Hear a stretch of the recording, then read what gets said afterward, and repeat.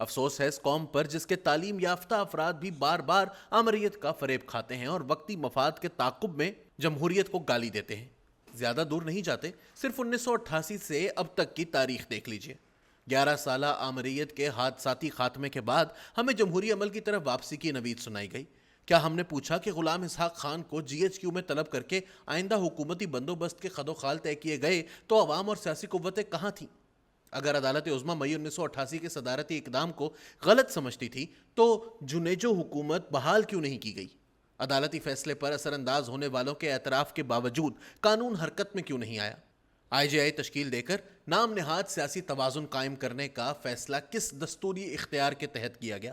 سیاستدانوں کی نااہلی، بدعنوانی اور بددیانتی کا سہ نکاتی نسخہ گورنر جنرل غلام محمد نے اپریل 1953 میں تیار کیا تھا۔ 8ویں آئینی ترمیم میں 58(2) بے کا اضافہ کر کے اس نسخے پر نام نہاد دستوری مہر ثبت کر دی گئی۔ نومبر 1988 میں بے نظیر شہید کی پہلی حکومت کے پاؤں ہی ٹکنے نہیں دیے گئے۔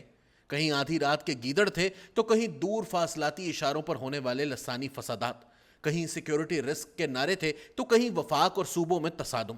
نومبر 1990 میں نواز شریف کو ایسی ہی مالی اور سیاسی دستکاری سے اقتدار دلایا گیا تھا جیسے اب تحریک انصاف کی ممنوعہ فنڈنگ اور سیاسی سازشوں کا احوال کھل رہا ہے۔ غلام اسحاق اور نواز شریف میں اختلافات بھی آرمی چیف کے تقرر پر ہی شروع ہوئے تھے، جو کاکڑ فارمولہ نامی ماورائے دستور حربے سے اکتوبر 1993 میں بے نظیر بھٹو کی دوسری حکومت پر منتج ہوئے۔ یہ حکومت بھی نومبر 1996 میں منہدم ہو گئی۔ نواز شریف کی 2/3 اکثریت اکتوبر 1999 میں پرویز مشرف کے ہاتھوں انجام کو پہنچی۔ 2007 کے موسم خزاں میں پھر سے ہمیں سیاست سے لا تعلقی کی بشارت دی گئی۔ اس اعلان کی حقیقت اکتوبر 2011 میں میمو گیٹ کی صورت میں کھلی۔ جیسے اسلم بیگ اور حمید گل نے نواز شریف میں ایک حکیم حاذق ڈھونڈا تھا، 2 اشروں بعد عمران خان کی صورت میں ایک مسیحا دریافت کیا گیا۔ 2014 کے موسم خزاں میں جس کی حکومت تھی کوئی نہیں بتا سکتا۔ محبوب خزاں نے لکھا تھا، سب سمجھتے ہیں اور سب چپ ہیں، کوئی کہتا نہیں کہ تم سے کہیں۔ پیناما قضیے کا عدالتی فیصلہ تو جولائی 2017 میں آیا، مگر یہ کہانی اکتوبر 2016 کے ڈان لیکس ہی میں ختم ہو چکی تھی۔ آرمی چیف کی توسیع کا جھگڑا تھا۔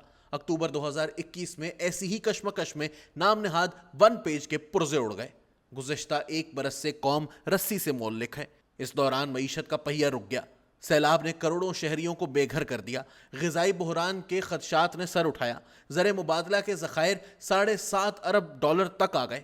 وزیر اعظم صاحب چین سے 9 ارب اور سعودی عرب سے $4 ارب کے معاشی تارے عنکبوت کی خبر لائے ہیں۔ دوسری طرف ایک ذمہ دار ریاستی اہلکار نے قوم کو اپنے ادارے کا فیصلہ سنایا ہے کہ سیاسی عمل میں مداخلت سے گریز کیا جائے گا۔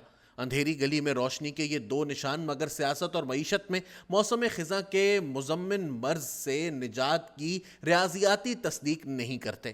سیاسی عمل میں مداخلت پیوستہ معاشی مفادات کے ایک پھیلے ہوئے نظام سے جڑی ہے، اور سیاسی عمل کا افلاس بنیادی معاشی فیصلوں کی صلاحیت نہیں رکھتا۔ اہل صحافت کو ہر روز گرجتی برستی خبروں کا پشتارہ میسر آتا ہے، مگر قوم کا کیسا امید سے خالی ہے۔ عمران خان صاحب کے فرمودات کا دفاع ممکن نہیں، مگر اس کا جواب تو پارلیمنٹ اور حکومت سے آنا چاہیے تھا۔ کیا ہم نے اس زمینی حقیقت کو جائز تسلیم کر لیا ہے کہ قوم اور ادارہ 2 غیر متصل اکائیاں ہیں؟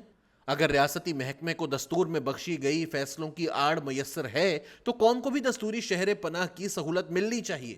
ہمارے سیاسی اور معاشی بحران باہم پیوست ہیں۔ سیاست کو ایسا دستوری تسلسل چاہیے جو کسی فرد یا جماعت کے اقتدار سے مشروط نہ ہو۔ اس کا اصل ہدف معاشی ترجیحات پر ایسی نظر ثانی ہے جو ہمیں آئندہ 20 یا 25 برس میں معاشی خود کفالت تک پہنچا سکے۔ ہم نے زمین لیز پہ رکھ دی، کسان بیچ دیا، رنگ و بو نیلام کر دیے، مگر معیشت بدستور زمیں بوس ہے۔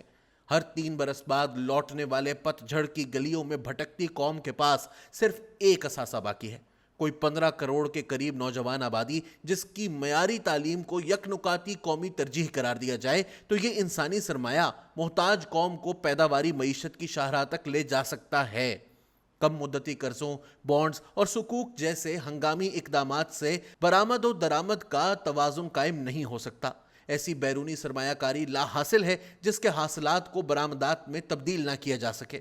تارکین وطن سے ترسیلات زر ایک غیر پیداواری تصور ہے جس کے حجم میں کمی ناگزیر ہے۔ کوئی سرمایہ کار ایسی قوم پر اعتماد نہیں کرے گا جو ہر 3 برس بعد نومبر کی تعیناتی کے منجدھار میں غوطے کھاتی نظر آتی ہے۔ ہمیں ایک اور پتجھڑ کا سامنا ہے. کچھ ایسا سوچنا چاہیے کہ اکتوبر اور نومبر کے مہینوں میں شاخوں سے زرد پتے گریں تو فروری اور مارچ کی کونپلوں کا امکان زندہ رکھا جا سکے.